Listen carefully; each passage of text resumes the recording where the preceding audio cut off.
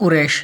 حضور اقدس صلی اللہ علیہ وآلہ وسلم کے خاندان نبوت میں سبھی حضرات اپنی گوناگون خصوصیات کی وجہ سے بڑے نامی گرامی ہیں، مگر چند ہستیاں ایسی ہیں جو عثمان، فضل و کمال پر چاند تارے بن کر چمکے۔ ان باکمالوں میں سے فہر بن مالک بھی ہیں۔ ان کا لقب قریش ہے اور ان کی اولاد قریشی یا قریش کہلاتی ہے۔ فہر بن مالک قریش اس لیے کہلاتے ہیں کہ قریش ایک سمندری جانور کا نام ہے جو بہت ہی طاقتور ہوتا ہے اور سمندری جانوروں کو کھا ڈالتا ہے۔ یہ تمام جانوروں پر ہمیشہ غالب ہی رہتا ہے، کبھی مغلوب نہیں ہوتا۔